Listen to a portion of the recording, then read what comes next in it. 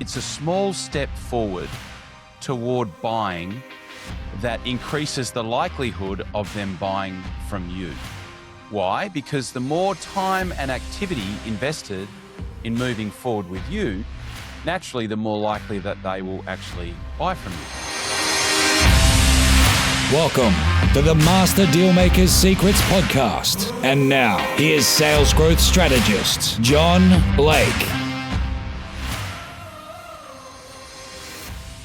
Welcome to Master Dealmaker's Secrets. I'm John Blake. This is episode 266. And today we're going to talk about how you can close more sales using micro commitments. So I get a lot of people asking me, what is an average conversion rate? And what I know is that based on my experience, sort of having been a sales manager, sales coach for the last 21 years, sales manager prior to that, and we are racking up a total of about 40 years in sales, makes me sound like I'm 100. The average number of sales that converts in the first meeting would be around about 20%. Now, that's a very broad average, but it would be around about 20%.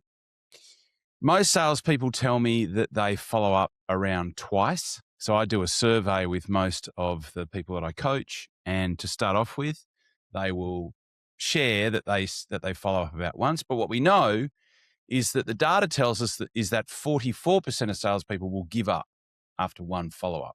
And of course, if you want some help to increase both the front and the back end conversion rate in your business, so what that means is the number of people that commit up front before you have to follow up, but also to improve the rate of follow-up for the people that don't convert in that first or second meeting, the sales diagnostic is the best place to start. And if you are interested in that, you can check it out at www.jblakerx.com, and you can see all about what that's about. And you can actually register at that particular page. That's the best place to start if you would like some help to really dial this in your business. So here's a magic bullet for increasing the return that you get from the time that you invest in follow-up. And it is effectively how you can unleash the power of micro commitments. So firstly, what's a micro commitment? It's a small step forward toward buying that increases the likelihood of them buying from you. Why? Because the more time and activity invested in moving forward with you, naturally, the more likely that they will actually buy from you. So sales is a game of likelies, because ultimately you can't really control who buys and who doesn't, but what you can control is your own behavior. So the question then becomes, okay, well, how can I make it using my own behavior? How can I make it more likely that a client will buy from me? So micro commitments are an incredibly powerful way to increase the likelihood of someone buying from you instead of your competitor. So let me give you an example that I hear all the time. You present a quote, so you do some sort of diagnostic or site visit or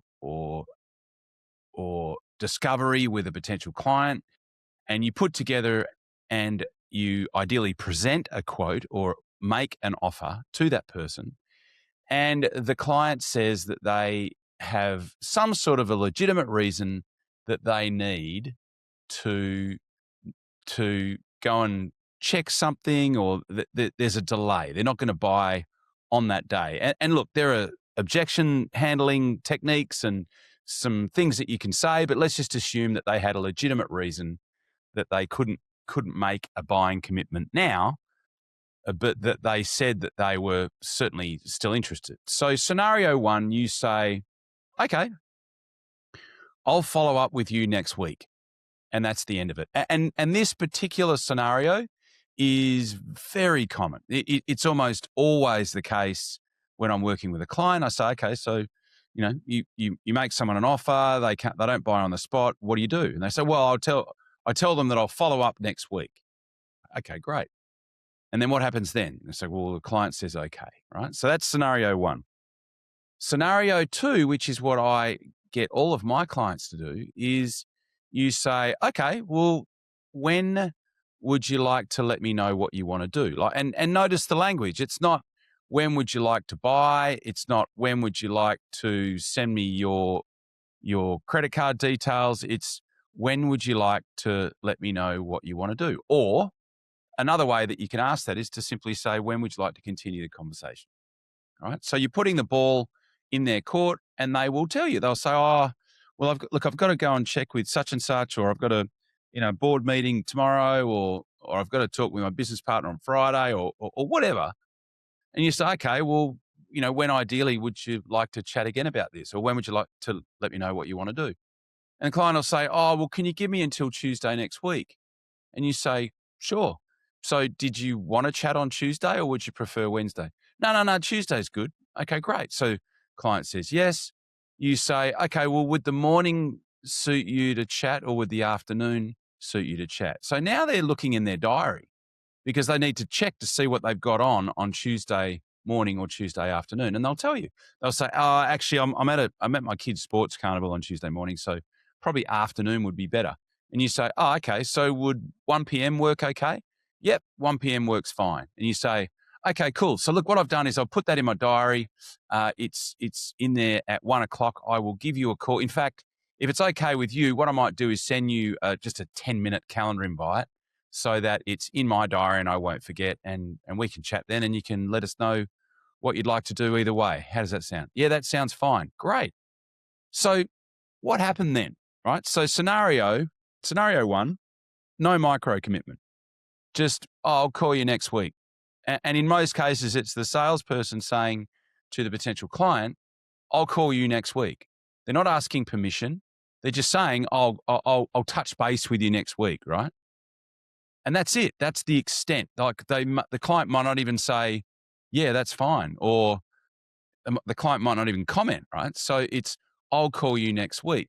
And so there's no agreement, certainly no micro commitment, but no agreement. So scenario two, the one I just walked you through, they have agreed to talk to you. They've told you when they want to talk to you. They've told you why that is a good day because it gives them time to do whatever it is that they said that they needed to do in order to give you a decision. And again, and you're only asking for a decision one way or the other. You're not asking for a yes. You're just asking for a decision, right? So scenario two, they have told you a day that they personally chose to let you know what they would like to do one way or the other. They've chosen a time. So they've chosen a day, they've chosen a time, and they will click accept on the calendar invite, and that's another micro commitment. But most importantly, they've actually made an agreement with you to let you know what they would like to do one way or the other on that particular day. So you are effectively sitting on 4 micro commitments that person has made. Now, does this guarantee that they're going to buy from you? No. There's no guarantees. Like I said, you are dealing with a situation where you don't have control over who buys and who doesn't. But what you do have control is over your behavior. So will this increase the likelihood that they will buy from you? Absolutely. Will it save you time chasing unconverted quotes? Absolutely. Why? Because in between now and next Tuesday, you don't have to call them because you've got a time in your diary. You don't have to call them at a time when they're not ready yet because you asked them. You said, well, when would you like to let us know? Or when would be a good time for you to let us know what you'd like to do one way or the other? So you've actually got permission to call, and all of the things that they have committed to were all things that they agreed to. You asked them what day they would like to talk again. You asked them what would suit them better, morning or afternoon. You asked them if it was okay to send a 10-minute calendar invite. And so is it possible that you will call them on Tuesday at 1 p.m. and you don't get them? Absolutely. But is there a higher likelihood that they're going to answer the phone? Definitely. And will this save you a truckload of time in your follow-up efforts? Absolutely. So if you put this into practice, I guarantee you will see a fantastic return on just those 3 simple questions that you can ask, those 3 simple micro commitments. It will make a massive difference to the likelihood of someone buying from you or not. So try it out and let me know how you go. Send me an email or, go to my website and send me a note. Let me know how it goes for you. Cheers. You've been listening to Master Dealmaker Secrets with John Blake. Subscribe to get more in-depth strategies and maximize your sales process with new episodes every other week. And double your inquiry to sale conversion with the lead flow you already have. Go to johnblakeaudio.com for his exclusive, free, no-fluff audio training and companion PDF guide.